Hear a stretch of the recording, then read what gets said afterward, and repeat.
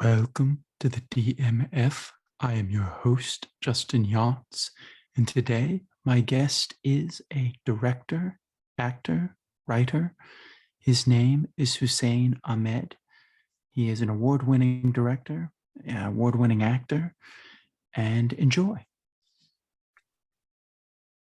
Okay, I have a special guest with me today. I have Hussain Ahmad. He is a writer, he is a director, and he is an actor. How are you doing, sir? I am doing great, man. Thanks for having me. Yeah. Thank you. Thank you so much for doing this. So first thing I want to ask you is, where did your interest in the arts originate from? To be honest with you, man, my background coming from where I came from, so many people don't even know, but when I came here, I was 14, almost 15. I had never seen TV. So imagine how that, plays in someone's life. The first time I ever saw TV is when we landed in America. And I remember when we landed, because we were political refugees, we had the Catholic charities, they came out and, they welcomed us and they were like, what do you guys want? And I don't know what's what. I've never seen TV. I've never seen a phone. I've never ate ice cream. I have never tasted Coca-Cola. So there were so many things. So I was just happy being here. We were happy. But I remember the lady, she came back and she got me a box TV, right? One of those old school, because you're talking about 1980, 1998, 99. So she got me one of those box TVs with the VCR attached. You remember those? Yeah, I've seen them. So yeah, man, I in my room, and guess what? It was pink, and I was like, man, it's amazing. And so she says, "Oh, I got you a movie." So I don't know what a movie is, man. So she plugs my phone and puts the VCR, and it was Titanic. And man, I watched Titanic every single day for 6 months. I was blown away. I was mesmerized. But the question when you ask me where, I think, man, like as an artist, I'm sure you feel it the same way. I was so mesmerized by seeing that screen, that I just started thinking like, oh my God, like this. Once I figured out, because I thought it was real in the beginning, the first 2 months, I thought this was all real. I mean, this is who captured this and what happened, and this guy's dying, all these people dying, what's going on? And then I would rewatch it. I'm like, what is going on? Because I was just like, mind blown. But yeah, once, I started, because, I can you imagine never being to school? So it just came to me, man. Like, I just felt right away that I wanted to write. I started writing. Immediately I picked up, I started ABCD and 2+2 at the age of 15. But I felt like it was just maybe a gift, in the very beginning, because it just started happening. And I started seeing visually. I started visualizing so much, that I knew I wanted to this is what I wanted to do. Yeah. Interesting. So it's fascinating to me. So the first director that you really came in contact with was James Cameron. Titanic.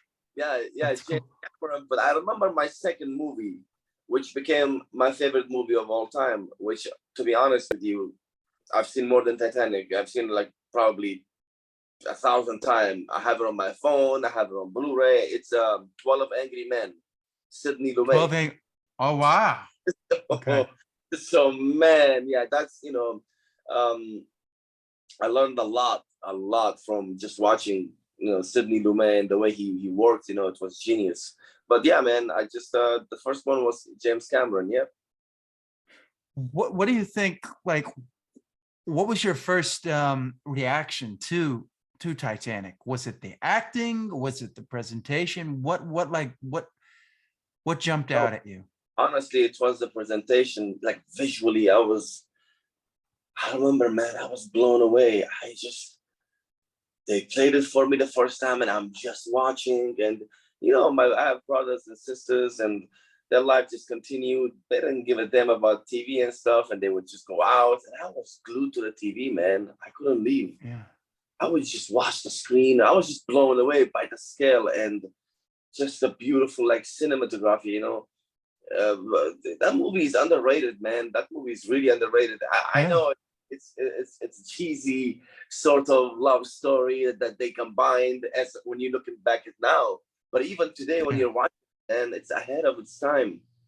I'm telling you, Yeah. like the cinematography and what they were able to pull off, it's incredible. So I was just blown away. I didn't know about directing or writing or acting. I really didn't Yeah. know much about it, even though Leo is one of the best actors, in my opinion. But I wasn't looking, I was just blown away by the scale. Scale, the vision. I was blown away, man. Now moving forward, the second movie, 12 Angry Men, what blew you, what jumped out at you there? What even blew me away and blows me away till today is what he achieved to shoot about 100-minute long in one room and to make it one of the most exciting movies ever made. You think about it, you know, to make one movie, that's, you know, even using a whole mansion, there's only so much you can do.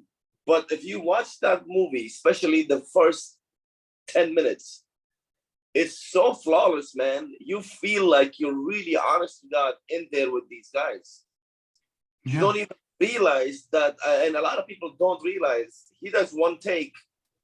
That's first, after they come out of the court and they go in the room, there's a one take shot. It's the introduction of all the characters. It's genius, man. So the appreciation that I have for Sydney, the way like he directed that movie. And a lot of people don't know, he was 19 years old. He was not a director. He was actually a theater director. And Henry Fonda was just not happy with the original director. And because he was a producer, and he said, look, dude, you're done, get out of here. And then the studio panicked and they were like, well, what are we gonna do? And he was like, no, who is this kid? And they all look, they see this kid in the corner standing. And he's like, he's gonna direct the movie. This is a true story.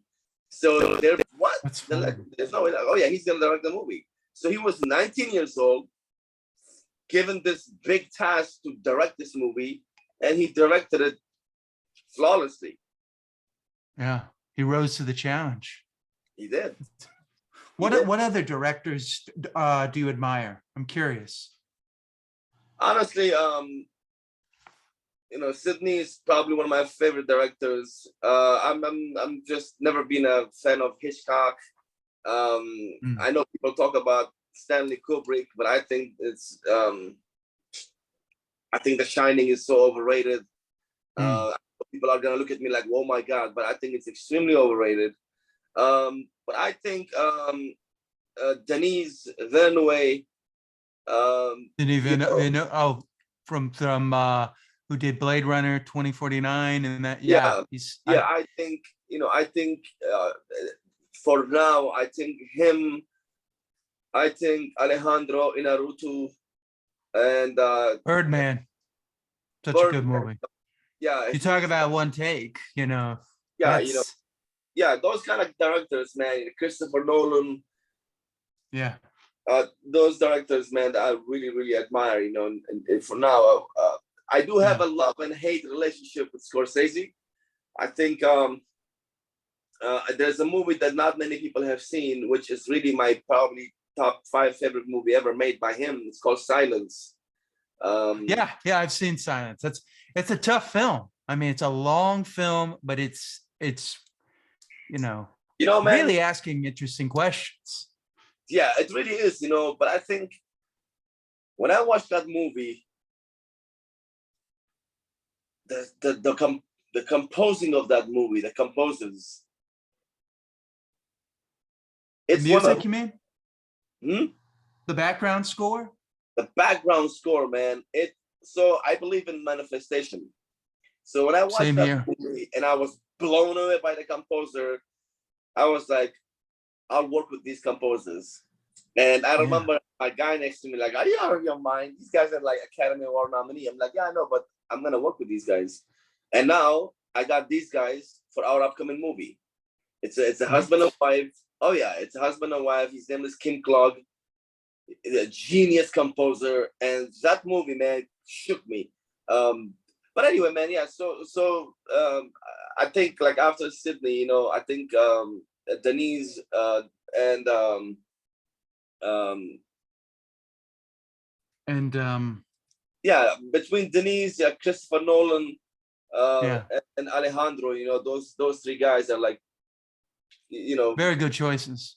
yeah, Very good choices yeah, of directors, and very interesting visual styles. yeah. All three of them. You know, they each have their thing.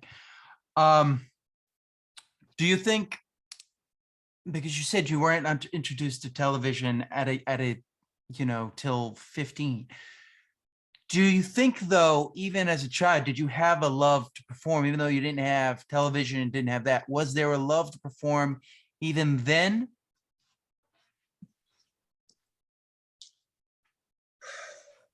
What I'm gonna say, not many people probably will relate or understand, you know, but because what we went through in war, and so basically, man, when I was born 85, and in 88, 89, Saddam Hussein gassed our hometown, right? Yep. And you know, killed everybody literally, and we escaped and we ran. What I'm getting at is that I remember when I was 8 or 9 in a prison camp in Iran, and I always wore black, always, you know. And my father, I remember like yesterday, he just looked at me and he said, because my father was a freedom fighter. He fought all his life as the PKK. These are the Peshmergas, the guys who go to mountain and they fought Saddam all their life. But I remember, man, like him saying to me, like, son, you know, you always have, I mean, I honestly had 2 or 3 shirts all my life. It wasn't like I had a luxury of clothing, but I always Yeah. wore black, you know. And my father told me, you know, like you know, you, because I have a lot of siblings, and um, I don't want to say it in a way where it will become, oh, you know, this guy's talking about this, but I felt a responsibility. Remembering myself, I started feeling I had a responsibility. I really, really do.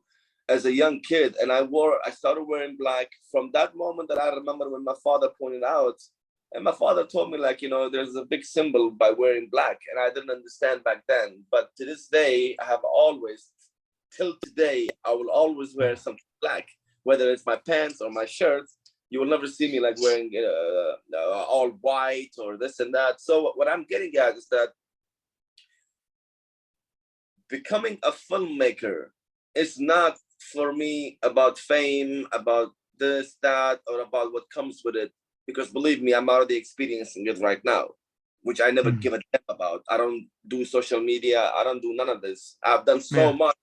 I know so many people, powerful people that I don't even mention, because I felt that, you see, I never went to school. I became the #1 writer, award-winning writer, producer, director. I won Best Actor twice. I recently at Toronto. Imagine that. So I felt a responsibility that I have to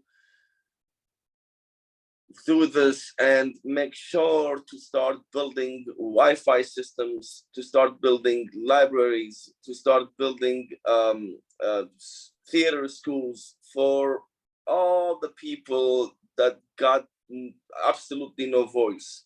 We had no voice when we grew up. Nobody gave a damn about us, and yet we made it. We're here. People have no clue how we made it or what we went through, but we made it. But there are millions of kids daily from Middle East, Africa, South America, getting annihilated. And they will never see the light of the day. They will never see opportunity. There are some of the best painters right now, some of the best philosophers, some of the best directors, some of the best writers, actors that will never never see their potential because they have nowhere Yeah. to get. So the point is that I remember myself, you know, when I started this, I felt, I just, even as a kid, you know, because when I was 17, I came in when I was almost 15. When I became 17 and everybody was like working at factory jobs and this and that, which was really okay, nothing wrong with that. I just looked at my father. I said, I'm packing my bag and I'm leaving. And it's a big thing in our culture. You can't just get up and leave. You know, you have to be that son Yeah. that goes to work and back. And he said, what do you mean you're leaving? I said, I'm leaving because I'm not, this is not why I was born. I wasn't born to just get up and go and work. And there's a reason why we're here. So I left, you know, I left. But to come back to your question, I just felt a responsibility that if you're given a life, you survived that life, you made it, then you were given a gift without, it's either you're taught or you have it. You know what I mean? I wasn't taught. I just learned everything on my own. So I feel a responsibility, honestly, man. I feel like I have to do this. You know, I've already done a lot, but which I would never speak about because I don't believe in doing something nice and then going and talking about it on social media and recording it. Yeah. Then you know why you're doing that. Yeah. Well, But yeah, there's a hypocrisy of that. It's almost a manipulative tactic. You're saying, oh, here's this, but you're putting it on social media for people to see. it makes me sick You to know, my it's not private. Yeah, when I see these videos and this guy's walking up to this person and like, hey, you know, let me change your life, and gives this guy $100. You know, why did you record it? Exactly. You know, you don't What give he's about what that. he's buying is the fame of it. Yeah. That poor He's buying the person. fame. Yeah, that poor person. You know, you're doing this because you're trying for yourself. You're not doing it for that person. Do you think well, I mean, you've already answered this, but I'm gonna raise the question anyways. Do you feel that, you know, going through that, you had to grow up faster than others? Oh my God, yeah, man. Oh my God. I mean, I had no I mean, childhood. it's At the age yeah. of 13, 14, you're a grown man. And I had experienced the life of a 90-year-old, to be honest with you. Yeah. I seen so much that, um, you know, I was way ahead of my time when it comes to, you know, growing up as a teen. You know how you start with kindergarten, then you go to elementary, then you go to middle Yeah, school. I had none of that. I know. There was none of I that. know. None of that. So definitely, man, there's no childhood. There's just you know, and me, honestly, man, I was really mature for my age. I saw things differently. I knew from the get-go, you know, what I wanted. This is Yeah. not overnight success BS bullshit they tell you. Okay, Yeah. it's a long journey, but understanding that journey and knowing, if you know from the beginning, the road is long, but you will make it, because I said to you earlier that manifestation is energy. You know, if I say, look, I'm gonna become this person, you'll become, as long as you follow that. Yeah. And yeah, so definitely, man.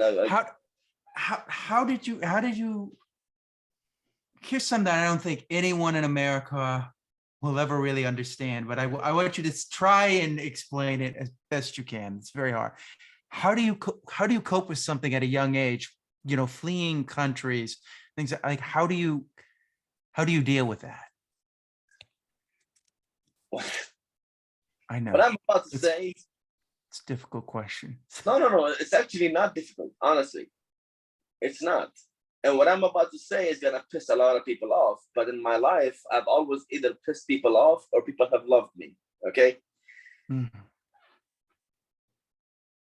The person that becomes a serial killer, they say, oh, because he was abused as a child, so he's doing that. The person Mhm. that starts molesting kids or molesting people, well, what happened? Well, because he was molested as a kid. At the age of 4 or 5, I saw heads cut off, arms cut off, everywhere. I saw people getting shot. My uncles were shot in front of my eyes. At the age of 5, we were captured, thrown in a prison camp. You don't have a clue what was happening in that prison camp. But I didn't grow up and grabbed a gun and walked into a room and started shooting everybody because what I experienced. Well, isn't that the difference between a hero and a villain? A villain would go and try to perpetrate the same things that were put to him. A hero stops that and says, I don't want that to happen to anyone else. That's true. That's true. But I think also excuses, man. I really, really do. I think copping out. I think saying I could have easily said, well, I did this because that's what happened to me. Do you see what I mean? It's always the easy route. Okay, taking the tough route, taking the honest route, taking the long road instead of the short road, you'll have probably 2 or 3 out of 1,000 that will take that. So you're definitely right between a hero and a villain. But I have never agreed with, well, that's what happened to them as a kid, and now they're doing that. I understand there's some PTSD and damaging involved. Okay, but if I had to do everything all over again, I will do it all over again, because everything that I understood today is what made me going through that journey.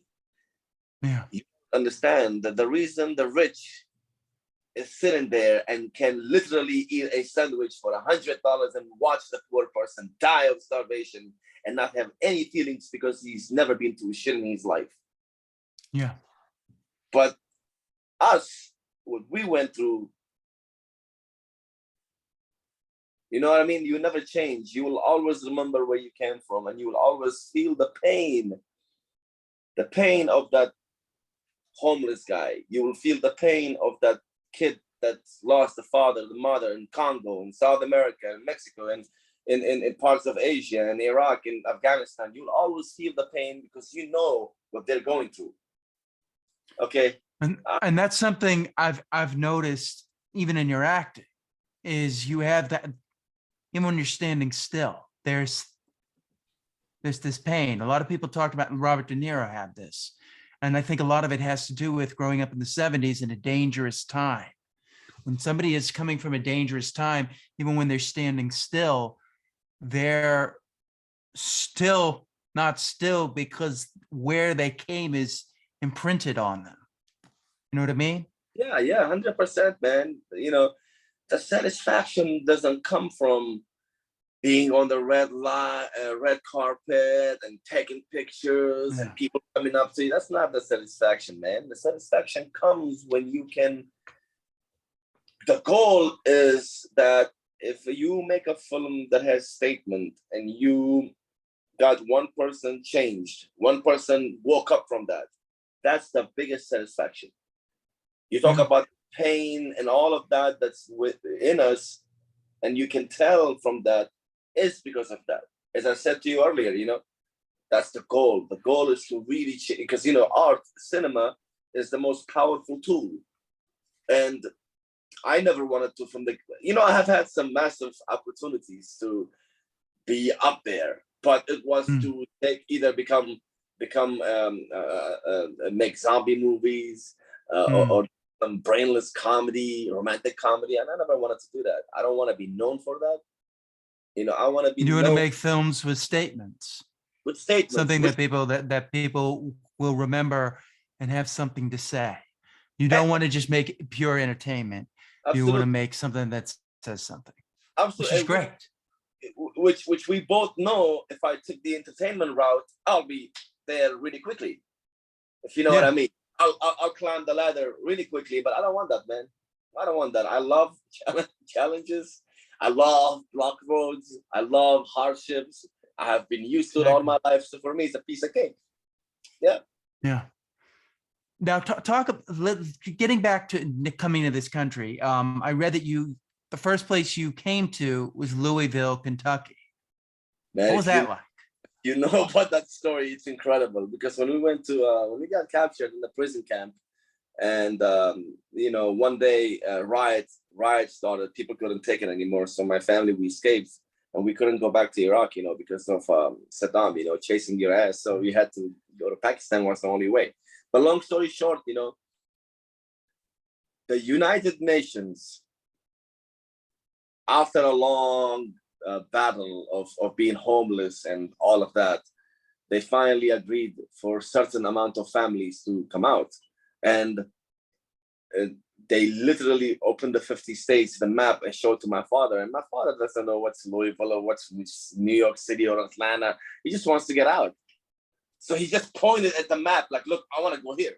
And it ended up on Kentucky. So that's really how we ended up. They opened the map, they're like, boom, he pointed, Kentucky, let's go. So we ended up in Louisville, and man, it was heaven. Oh my God, I remember, man, landing in Louisville, first time getting on a plane. You don't understand that feeling, man, that I have had a billion times, like a frame in my head played over and over again. Okay, first of all, getting on a plane and seeing those beautiful stewardesses and seeing their knees for the first time. I was seeing women's knees because, coming from Middle East, you're really covered. So that experience of seeing these beautiful women on the plane was unbelievable. But landing in Louisville and coming out, man, and being in America, it was, and mind you, when we first got to Louisville, they put us in the ghetto, okay? They put us in the worst places, right? But the worst places were like the most beautiful places we have ever seen. Yeah. You don't understand, man. Compared to where you were, it was paradise. You don't understand. And it just goes show perception is reality. Whatever you perceive is, is hell. I hate to tell you, there's something further down the road that's worse than that. Perception is reality. Honestly, man, I remember walking in the ghetto at supposedly war zones, and I would walk, man. I would just walk and look around, and people looking at me like, "What's going on with this kid?" Man, I was just enjoying, If I saw a guy with a handgun, to me that was like a piece of candy because I seen grenades and stuff blow up all over the place. There was like, it was just like, it's just another way in there. I remember the first time I started screaming, "Oh my God, there was a gun in school." I said, "Only one? Hey, only one gun? Are you kidding me? Let's go." You know what I mean? That's how like our mindsets were, man, coming from where we came from. But man, the most beautiful, incredible feeling ever, man. It was unbelievable. I can never forget the first couple of weeks and months. Oh my God, man, it was great, man. I discovered cheeseburgers. I discovered Coca-Cola. I discovered, you don't understand, man. I remember a 2-gallon Coca-Cola, the 2-liter, the big one. Yeah. And I would take that in my room, lock the door, and try to drink the whole thing because I was scared somebody would come and take it. Yeah. And people talk about that in World War II, people, the scarcity of food. You weren't used to this idea. It's like, okay, this is that. It's funny. It's almost like you were like taking a bottle of wine instead. You're taking a bottle of Coke and drinking it. And it was so good. I was like, somebody will come and take it. There's no way they're giving this to me. So let me finish it. And Coca-Cola, man, it hurts you after a while if you drink a lot. I would drink. It's like that part in the film Fight Club when he says when he puts the gun to the clerk's head, and he said when he wakes up, this will be the best day he's ever had, because he'll know the feeling of being alive. And that's kind of that's what you're saying. When you came to Louisville, it was, we can't really put it into words because words don't, I don't think there's enough words to describe what you were feeling. You can't, man. It was unbelievable, honestly. But those are the moments that you will keep in your heart and cherish it, forever. Because only you knew what you're feeling. Nobody can ever know. So it was beautiful, Yeah. Yeah. So now getting to, all right, you talked a little bit about this. So you said you just felt a need to write. Was there somebody that pushed you in that direction to write? No one, man. I had it, and you got to think about it. I didn't know a word of English. I didn't know, like I said, they had to teach me ABCD and all that. A year Yeah. later, I'm writing like a machine. So I know this was meant to be. I knew writing, not, I was terrible in math. I was terrible in everything. But in writing, I started floating, man. And um, and knowledge, I had so much knowledge, man, that someone, when they met me, they would think that I went to Harvard University. I had so much knowledge about life. I knew stuff that people would um, mind boggle. I knew everything about Gandhi. I knew a lot about stuff that people wouldn't understand how I knew. And Did honestly, sometimes I don't even know how did you I knew. read a lot? Did you read a lot? I Were you can't able to? listen. We were uneducated. Wow. I have never, that's what I'm trying to tell you. When I came, we had never read a book, never read, because I don't know how to read. I don't know how to read or write, even in my own language at that time. Never been to Where, school. where do you think that accumulative knowledge of like Gandhi and things that you hadn't read about, is that family? Is that just, where do you think it came from? Why I say, if I say certain things, people will be like, man, I don't know, honestly. I just had so much knowledge, and I don't know, somewhere a lot. Of course, traveling taught me a lot, because as I said, running from Kurdistan, Iraq, going to the border of Turkey, getting shot at, running back, going to Iran, getting captured in the prison camp, staying there for a few years, coming out, going to Pakistan. Pakistan being a war zone, staying in Pakistan was horrible. Let's go to India. And mind you, this is all walking. There's no driving. So you're taking Yeah. 10 to 14, 15 days of walking. Going to India, staying there for a year, coming back from India to Pakistan, finding United Nations, coming here. Do you understand that going through that, I learned the 4 fluent languages, never been to school? You know what I mean? So I think while I was traveling, running, not traveling for pleasure, running and fighting for life, I think the brain, the frame of what's in my head, because I see a lot of frames in my head, even when I'm directing, I can see things way ahead of time of exactly the shot I want. I think my brain, man, I honest to God think that I went through so much that my brain was almost like a scanner scanning things as I was going through stuff without me realizing. It was like capturing things. And so when I think, it's almost like I'm going in my brain like a computer. Like you go to a computer and you're like researching, and then you bring up stuff that from your email that was like 10 years ago. You know what I mean? Yeah. And yeah, so I think, when we were running and understanding life and trying to get better in life, what I went through, I was learning a lot as because I wasn't a normal kid. I was not running around trying to play hide and seek and stuff like that. I was always like really mature for my age. So I think that's what happened, because the first piece that I ever wrote at the age of 17, basically I wrote a theater play, right?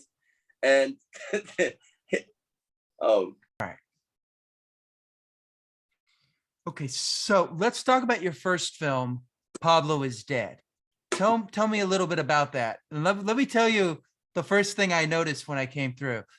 One was your stillness and your presence was like off the charts already. You reminded me a lot of Ryan Gosling. Your stillness was that. I don't know if he was somebody that you watched or you like or something. Did I hit on that or no? yeah, yes, but man, starting like, I remember from the beginning, I understood, that your eyes can tell so much, right? Yeah. You don't have to talk a lot. There's so much you could do just telling from your eye. And there was an actor, actually, an Indian actor, along with De Niro, that would tell the whole story just by their eyes. There was an actor, I know you're an actor, and there's an actor called Irfan Khan. He passed away. Yeah, I love him. He's a great actor. I met him and we had amazing conversations. Oh my God, yeah. But that man, you didn't have to give him dialogues. You really didn't have to. You would tell him, look, I want you to portray this, and he would tell you just from the pain in his eye. So I knew, like, that's what I was telling you, like, you don't need Did to. he come from a similar background as you in some ways? Oh yeah, 100%, 100%. There you go. 100%, very similar, man, very similar. And when you mentioned De Niro earlier about his upbringing in the 70s, and that this is exactly what they went through, a lot of hardships. Of course, it's different hardships, Yeah. you know, the different Yeah. hardships, the similarities. So Well, yeah, you look man. at that.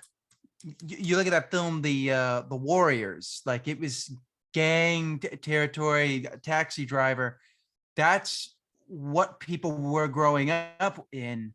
New York was a dangerous place. It's not like what New York is today. Now when people are like, oh, I'm like, no, it's not. There's like barely any. You have to go to, like, Yeah, even Harlem's not dangerous anymore. Maybe nothing compared to, yeah, compared to what people went through. So it's almost impossible to bring that down. But that's why I bring up, De Niro, Gosling, and I know the actor you're talking about. He's great.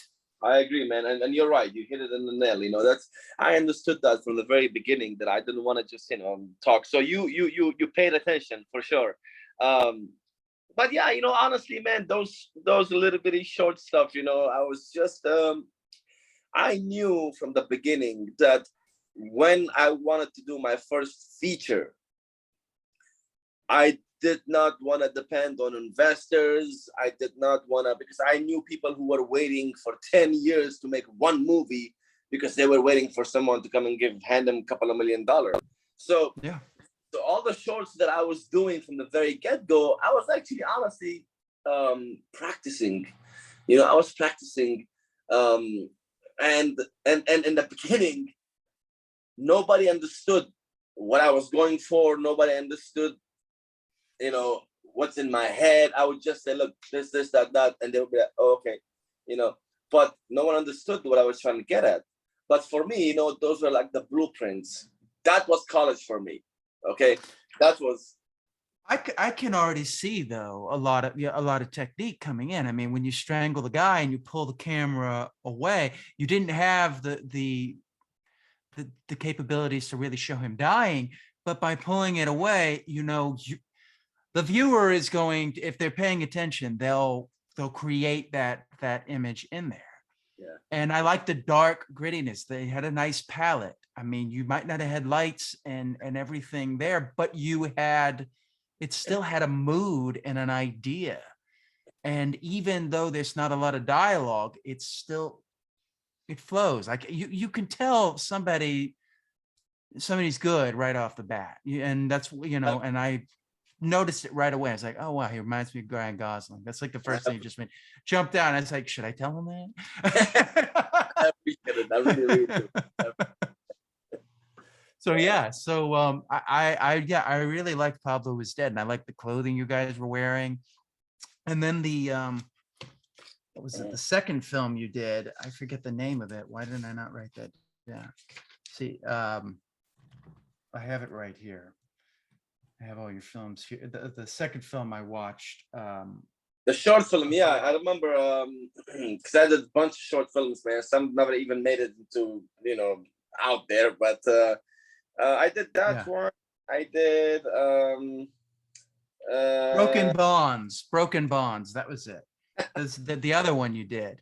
Yeah. You know, I could see you're still struggling, but I mean, you were still the best actor, even though you didn't even have that much time. Your acting was coming off the screen. Everybody else was kind of doing, you know, trying to act with the dialogue. You were acting with your eyes. Yeah, you know, absolutely. Yeah. So I noticed the talent right away. Now let's talk a little bit about the Tasmanian Devil, because I watched the trailer. That's all I could see, but even from the trailer, I could see what you're doing with everything. Actually, so that was not my first feature. The first feature I did, which you can definitely watch it, because I put it crossing the line. Yeah. And I watched that. I watched the trailer for that as well. Yeah, and you can watch the whole thing actually on YouTube. What happened with that? Yeah, Yeah, I'll send you the link so you can. But what happened with that, man? That was for me will always be the most special ever, because that was my first, and I told everybody, the team, that I gathered. I said, listen, yes, you can go and look for that $100 a day rate, but the vision is bigger. This will be our first film. Nobody's gonna be paid. We're all gonna go shoot this thing, which, by the way, at that time was only 15 minutes long. And I said, but we're gonna win something, and we're gonna open doors. Whoever wants to go on that journey with me, let's go. If not, walk away. So no budget, no actors. I only had the scenes that's on the border of Mexico, about a terrorist that comes through Mexico. He's got a suitcase that he has to deliver. That's all I had, the plot. So we go to the border of Mexico. I am literally getting locations, getting local actors, and tell them, look, I got this. You want to be involved? All right, let's go. Let's do it. That's how I was running and gunning it. It became so beautiful, man. Like, everything was looking so great that everyone begged me, can you please add another 15 minutes? So I ended up shooting in the border of Mexico, which, by the way, I got the military involved. Can you believe that? With no budget. So, so I wanted to tell 3 stories from 3 backgrounds, all combining at the end, all connecting at the end. One was a story of this terrorist coming through Mexico to the States because he has to deliver this thing. One was about a Mexican coyote. They call them the coyotes. These are the guys that bring people from back and forth. And then one was about a Mexican girl or a Hispanic girl that's dealing with some racial stuff. So I finished everything in the border of Mexico, and they're like telling me, look, this looks great. Can you add? Sure, let's go. So where do you want to go? Let's go to Florida. Why? That's what I see the next 15 minutes. So run to Florida. Then ended up in Ohio. Long story short, we shot this film in 8 days. No budget. All locations. I got a jet, a private jet. We both know what a private jet cost. I know myself as a producer, I'm really convincing, okay? And you have to be. But I shot that film, no budget, sent it to Switzerland International Film Festival. I remember it clearly. It was among 25 films selected. 6 or 7 of those movies were visually beautiful. And I remember my girlfriend at that time, she said, she's not my fiance, but she said, you're gonna win. And she said, the story is so incredible, you're gonna win. Mind you, man, I crushed it. 0 budget. So that film to me, man, will always be my most special. Where did you shoot it? What did you shoot it on? I'm curious. I got Blackmagic 6K. I had, like I'm telling you, man, from the get-go, I knew when I was gonna begin this,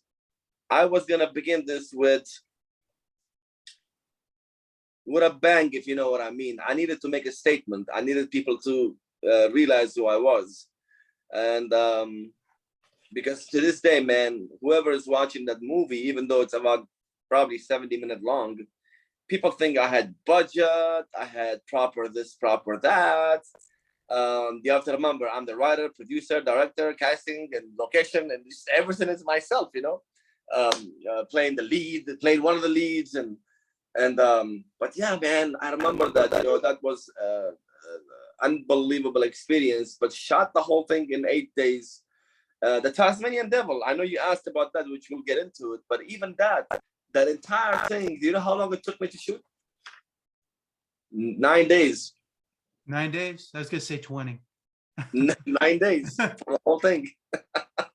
So but here's the thing. You know how to get your stuff together and go, and you know how. And I have a feeling you know what you want to do. You're not sitting around.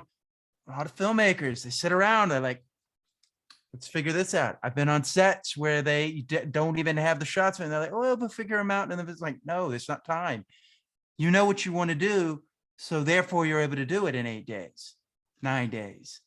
That's that's a gift. It shows Well said. That's exactly right. You don't have the luxury, you don't have the money, you don't have the budget, and you have to really know exactly what you want. And I know, at least for me, I always knew. I like I said to you earlier, it's like a frame that I can see the pieces together. Yeah. And of course, I do a lot of preparation. As you can see right now, for the past 3 months, I'm getting ready for this project, and I have another 3 months of January. I put a lot of preparation. And that's key. That's key. But those are the things that are going to make it so that when you get to set, you know what to do. You can go you can go into it. And that's why you can do it in 8, 9 days. Yeah, definitely. It's not impossible. It's just, unfortunately, people are lazy. They don't want to take the time to do it. If you plan ahead, yeah, you can do it in 8 days, in 9 days. But the fact you were able to do it without really anybody, that's even more astounding. The fact that you were pretty much managing everything. It's not like you had an AD and all these other people. You're like pretty much doing everything. You and you're the guy who's, I noticed he's I don't know how to pronounce. I'm gonna butcher his name. Jamin. Jamin. Jamin. I noticed he's in a lot of the stuff. Even then Pablo is dead. So you already were building up a good crew that you can trust. And if you talk about the directors you're talking about, which we mentioned at the beginning, Sidney Lumet, Christopher Nolan, Alejandro Inarritu, they have their team. That's one of the reasons why Clint Eastwood is able to do things in one take, is he has his team. Same thing with Terrence Malick. They know how to shoot him. So 100%. You can just go to work, 100%. And everybody's in sync. It works. Everybody's in sync. It is true, man. And you need to have that 1 or 2 person that's with you, that understand you. Okay. Absolutely. And they know, okay, you know what? I know exactly what he's saying. And when you have proven to them, especially like, my lady, she's incredible, been incredible, because she understood me from the get-go. Okay. I told you there's a lot in my head that I can't explain until I'm on set, and I'm like, hey, this is that. Some of the key scenes in those films, whether it's in the Crossing the Line, Tasmanian Devil, I just finished the Delano File with some really big name actors. It's in post-production now. Some of the key scenes, man, were never in the script. Never. I'm on set and I see frames, and I'm like, look, I want to do this. And they're like, well, it's not in the script, Listen, don't worry about it. Get the camera. So you're very similar to Ridley Scott. That's kind of how he doesn't really shoot with a full script. A lot of actors get frustrated with him because it's not a full, sometimes it's not a full script. Well, in my case, he just goes. See, in my case, I think when it comes to directing, I'm actor's dream. And I tell you why. Because I can tell. Because, and I know you're an actor. What I do is I have full scripts. And I say, Scott, hey, Dylan, hey, Jack, come here. So you know your role, yes, sir. You know your line, yes, sir. Do not tell me the exact lines. Bring me the lines that you feel your character will say. This whole egotistical BS about writers and directors wanting everything to be exact on the page, it's not correct, man. Sometimes it becomes acting. That's another gift that you have. You just told me right there that you're able to let it go. You're able to write it and then let it change. A lot of writers can't do that. A lot of writers are stuck to their words to the page, but you realize that it's an organic element, and it's like, if I'm open to things, different things will happen. When you close yourself off to it, drop my phone. When you close yourself off to it, yeah, it's hard. But you see that with a lot of playwrights and a lot of writers. They can't let the thing, and that's great that you're able to let it change. Especially similar to Mike Nichols. Mike Nichols is like that a little bit. Yes, absolutely. And it's a trust. You have to trust your actors, you know. You have to trust them. And your actor, for me, it's so much more important for the actor to study the character than to study the lines. Forget the lines. You know, study your character. And when you show up, you're the character, I visual, you're good to go, man. Don't you sit there and tell me word by word everything. And honestly, some of the best scenes in history of films have always been improvised. Yeah, well, talking about Leo DiCaprio, he cut his hand on the thing, you know, and he put the thing. I don't think he, I think they cut after that. I don't think he actually put his actual blood on the woman when he's doing the scene. But I do know he cut his hand. He cut his hand. I'm pretty sure they ran with it as much as they could. I don't know. Maybe he did do that. Man, I think he did. I think he did. But not only that, there's so many scenes that we could literally sit here. There are scenes that actors have won the Academy Award that the scenes were not in the movie, such as I know the Silver Lining Playbook. More than 50% of those scenes were literally given the freedom to actors, and they provided and they nailed it. And you have to. I understood that. You know, I understood that. David O. Russell is talking about, he doesn't like to follow plot. He likes things to change. When he was doing American Hustle, Christian Bale said to him, "You know, if we do it like this, you're going to change the whole trajectory of the movie." And he's like, "I don't care. I don't really care about plot. Just do it."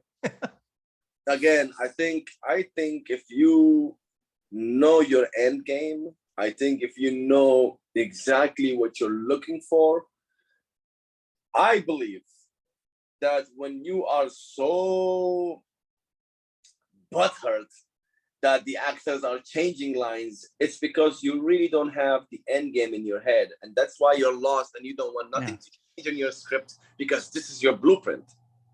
It's also an I think it's also an insecurity reason. 100%. You know, that's feeling feeling it insecure to let it also because ego, they're trying man. to also ego.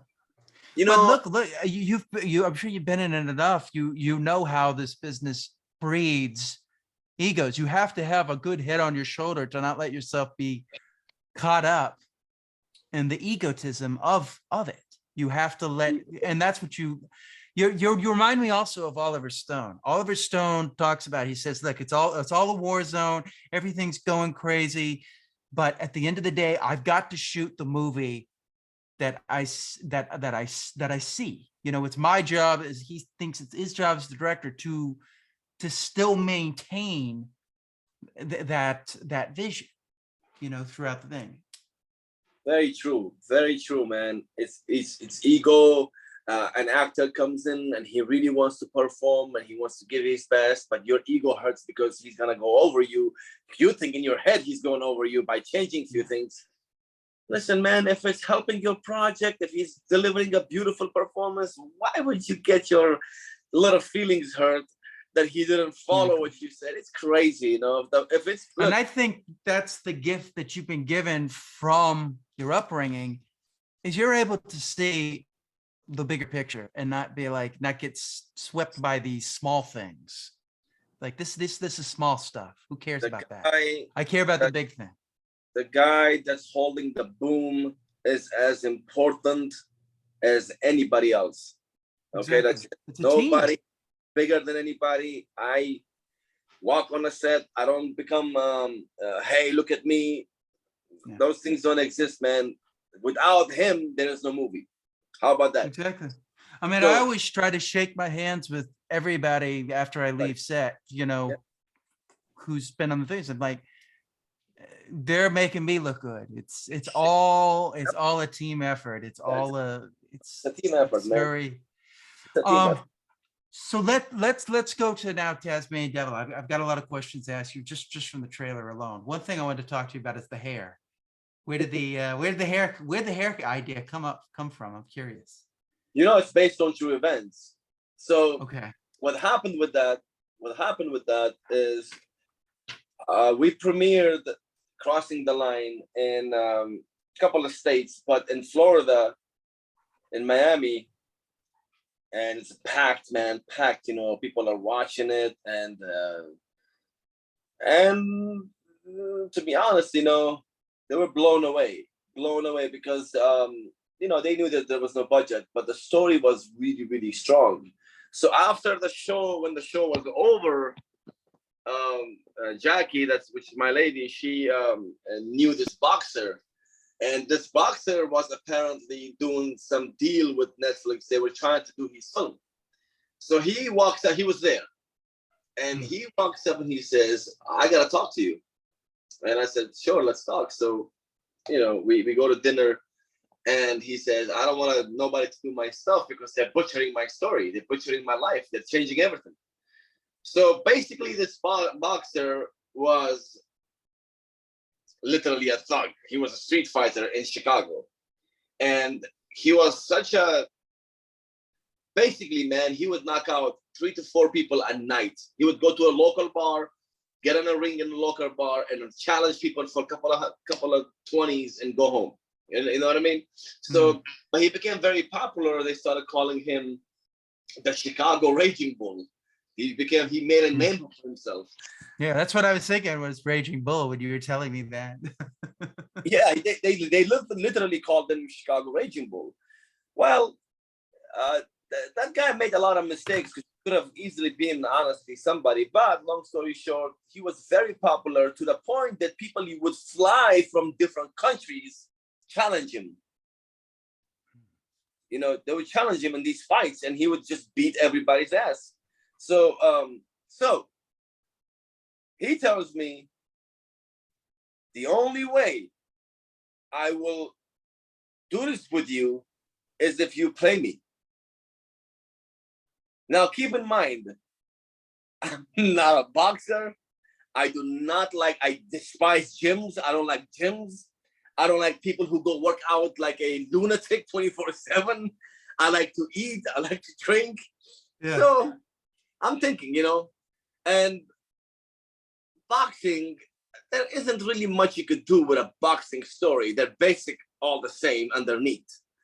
What was really interesting about this guy is that he got involved with the mob in Chicago and basically double-crossed the mob. Mob that got pissed off, slit his throat. This guy literally died for 15 minutes before they brought him back to life. And then he went under witness protection for 20 years. So I thought about it and I said, I have to write it because I'm a writer. So I said, okay, I'll write it. I'm going to have to direct it because I don't have money to afford to get a director. And I will play it. Now keep in mind, and I will send you some pictures. At that time, I was chunky, man. I was a chunky. I finished because for the Crossing the Line, I gained about 20 pounds. I wanted someone that looked really menacing, you know, because I played the terrorist. So, and he's like, like, how many years we gonna do this? I said, what do you mean? He's like, how many years you gonna take off to become boxer? I said, 3 months.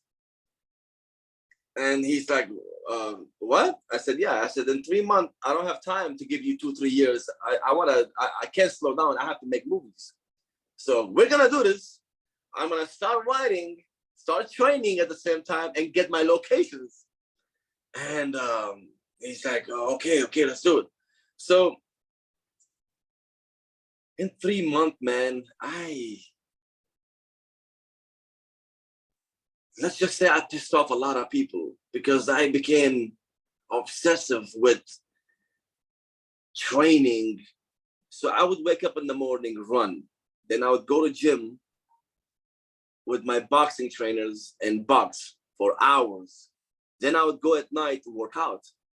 And I don't give a damn, between me and you, I did quite other things to achieve what I had to achieve, if you know what I mean. Okay, because it was impossible in 3 months to get to what I'm doing. So I had to do that, right? Yeah. 3 months later, man, I isolate myself from everybody. I'm just working out, writing. When I came back and I met that man,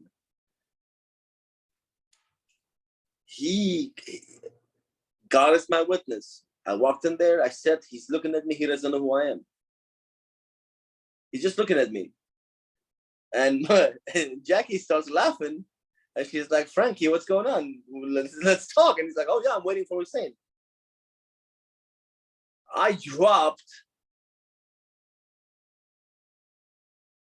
So when I began the training, I was about 220. Yeah. I became 250 because I just put a lot of weight on in a month. Yeah. And then I cut my weight down to 200. Wow. And I looked like a boxer. So when he was younger, he had a blonde hair. He was a blondie. He used to call him Blondie. So for the younger version, I had to look like in my mid-20s. So I literally became that person. But then the story is told when he is older. So it was messed up because I had to do all the older stuff first. Because I grew my beard, I grew like, you know. So I did the older scenes. In 2 days, I finished all the older scenes. And then I did all of the younger scenes in the rest 7 days.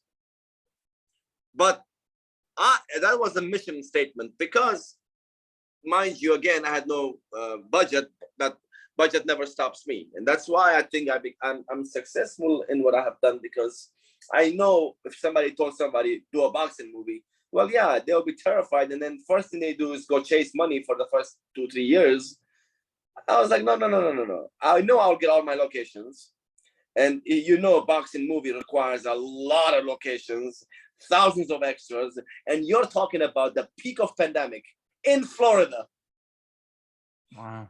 So I had everything against me, no money, and I wanted Eric Roberts. Not because of anything, because I really saw Eric Roberts as that mob guy. Because when he told me about the mob guy, it was like Eric Roberts. So, and then the trainer, when you see the trailer and you see my trainer, he's a very famous actor in Europe. So, and I say, I'm getting these people and everybody's panicking. Dude, we don't have budget. Don't worry about it. I will talk to these people and they will film me. And they're like, what?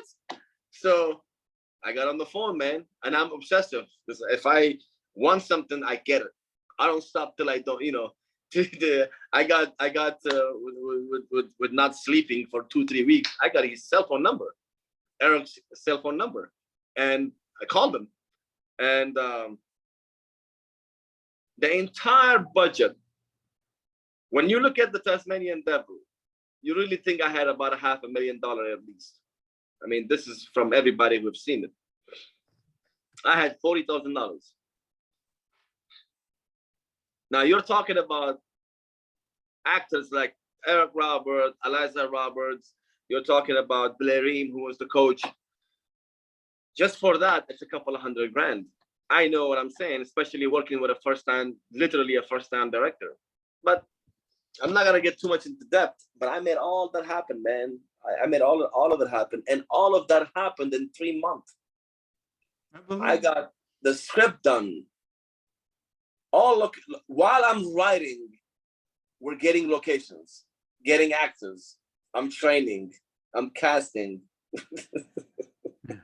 so I was going to ask you the question if a deadline helps you, but I don't think you need a deadline or anything. You're just going to do it. No, I don't need it because honestly, here's what I do. I selected certain people without them knowing I selected them. When I talk about energy, that's what I meant. Okay, if I say I really, really, really want to work with this person, they don't know, but I have selected them because I'm gonna make it happen. So when let's say planning, there's no planning deadline, nothing, because when the film is over, let's say we shot it in 10 days, in the next 3 months, 4 months, the film is ready to go. I don't care how I gotta do it. I don't care how the editing, because you know, post is the most expensive. But the man that did the composing for the Tasmanian Devil is Rock Chen. If you look up Rock Chen, this man is the man with the highest grossing movies of all time. He's the #1 Asian composer ever. He's composed all of the Jackie Chan movies, some of the biggest Asian films. He's done some of the biggest animated movies, such as Kung Fu Panda. I could never, ever in my life afford a man like this. But I said I needed this guy. So I found his number. We spoke. That man had the same story as me when he grew up. And he said, done, I'm doing it. I'll do it. If you know what I mean. You see what I mean? So Yeah, so absolutely. so yeah. So that's how, man. I don't believe in deadlines and stuff, but I do believe in I don't believe in excuses, man. I really, really don't. I think that's what separates a really good producer from a producer. Yeah. It's knowing, look, let me see something here so it can remind me. Give me 1 second. There's a name I'm looking for. Give me a second.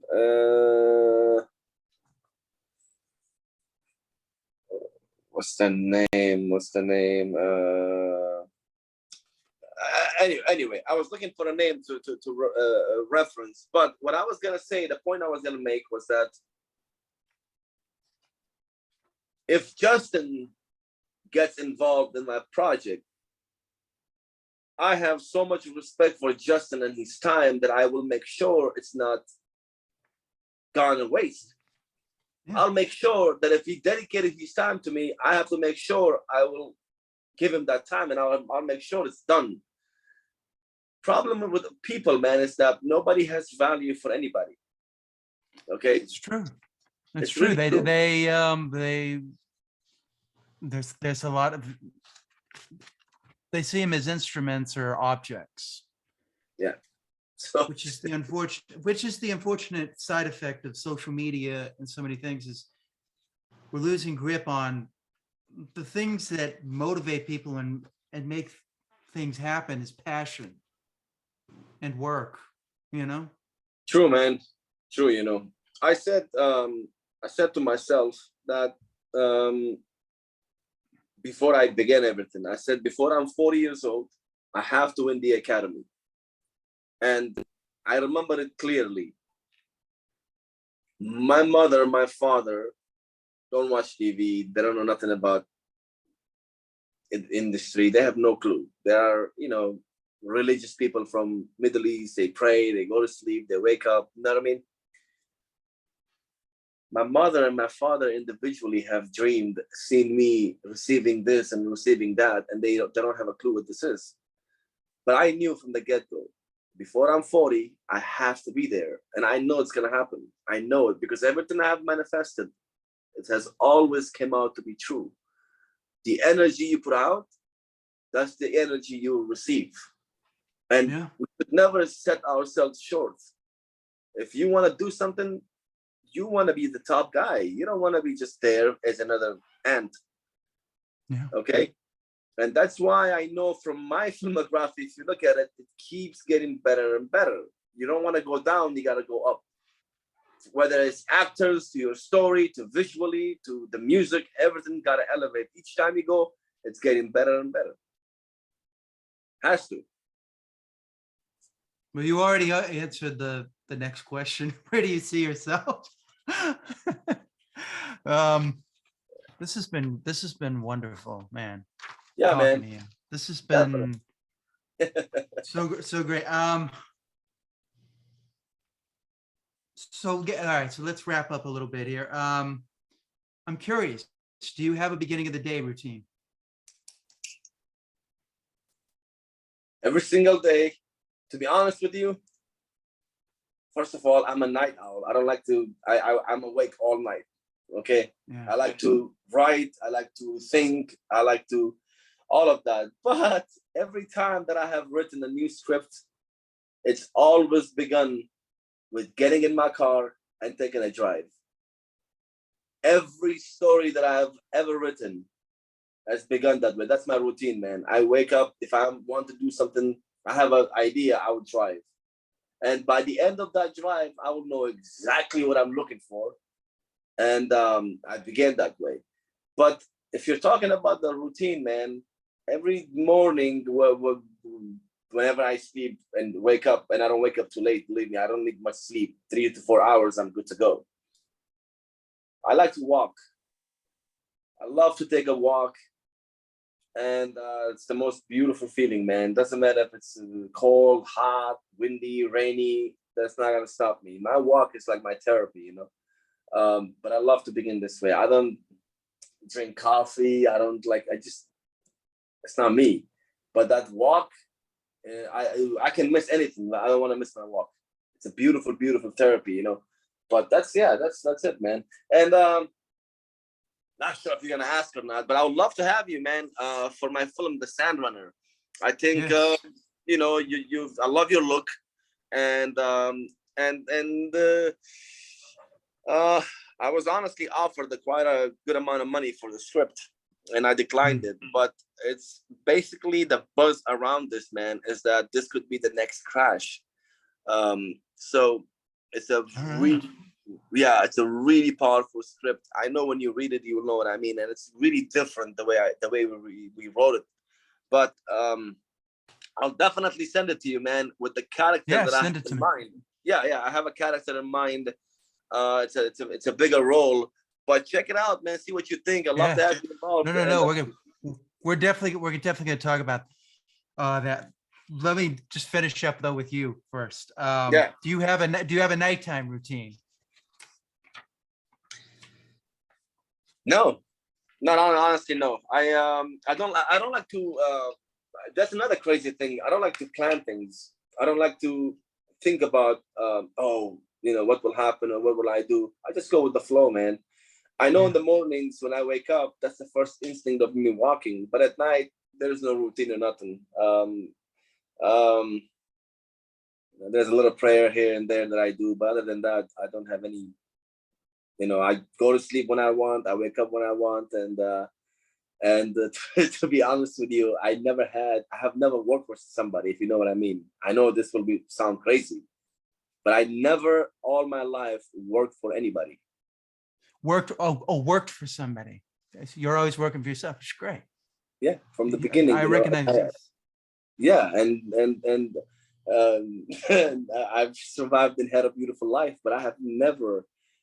So when I look back in my life, man, I know like so many people, you know, rightfully so, and they have to go to work and stuff because you have to survive.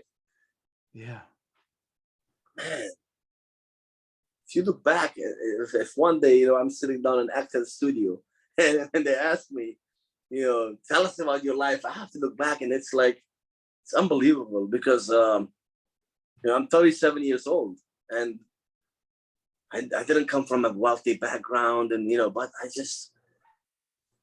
I look back, man, from the age of 17 until like, honestly, but you were wealthy because you had dreams. Oh, yeah. I know that's cliche and I'm quoting Arnold Schwarzenegger here, but that's what he said when he was in Graz. He said, I had dreams. And it's the same thing with you. Yeah. You had dreams. Yeah. And that's the thing that most people don't have. Even people that are supposedly wealthy, if you go into their head, they're not, because they don't ever feel complete. They are always searching for something else to complete them instead of already being complete and doing those things. They're looking for that to complete them. And that's the difference. It's the dreams and that. Do you meditate? Oh yeah, man. I love meditating. I love to sit alone and just take time out. Like I love that. You do the same thing? Every day. I love that, man. Every day. Yeah. And what books do you recommend, or do you read? What books are you reading? You know, honestly, man, I'm not a big cool. Book reader. Although cool. yeah, although I've read a couple of books, but I'm not like a book fanatic. Yeah, no, that's cool. Yeah. What are you watching right now? Oh man, and honestly, man, like I believe that our time is so, at least for me, Yeah. I don't just sit and watch TV or movies. I have to be very selective on it. Like the last movie I watched, I don't watch TV, first of all, believe it or not. I don't even watch Yeah, TV. that's fun. But yeah, the last movie, I watched a remake of Forrest Gump, which I know a lot of people don't think there's a remake out there. A remake.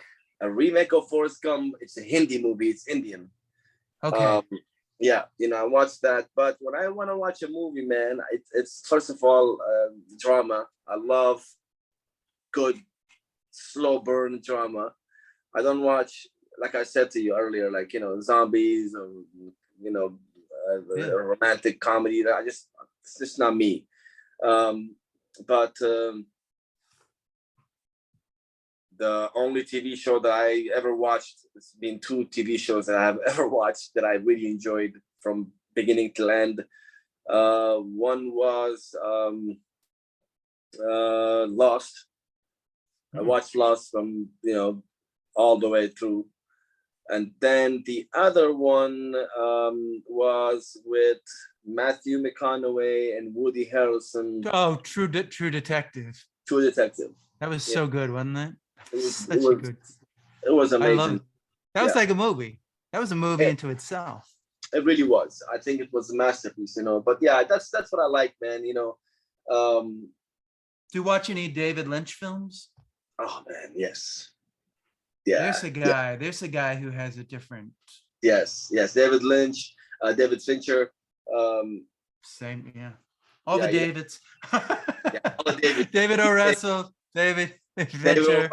These guys are dangerous, man. They're so good. They're so good. And those are my type of movies. I love those type of movies, man. Mulholland Drive, so good. You know what you should see? It's pretty much a movie in itself. Is Twin Peaks: The Return that David Lynch did. Yeah, I know about. Yeah, I haven't seen it. That's almost like, it's not really a TV show. It's a David Lynch film of 19 episodes. Is that the one with Cillian Murphy? No. That's Peaky Blinders. Peaky Blinders. Yeah. I know which one you're talking about. Twin Peaks is I don't know how to describe it. It was just so different. Trust me, I know which one that is, and I've definitely put it in a bucket list. That I want to watch. It's strange. It's different. It's drama.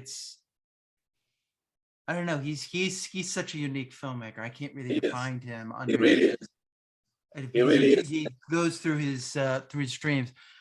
All right, wrapping up here, dude. This was amazing. Thank you so much. Of course, man. This was awesome. How can people reach you? IMDb, man. IMDb. All right. IMDb. I don't do like I said, social media and stuff. I know people would be like, "Are you crazy?" I don't. But the IMDb, my email is there. For anybody who wants to reach out to me, go there and reach out. I always love to collaborate with the right-minded people, obviously. But yeah, man, that's probably the best way. All right. Thank you. It's been great, man. I really appreciate your time, and it's been amazing. So thank you for that. It's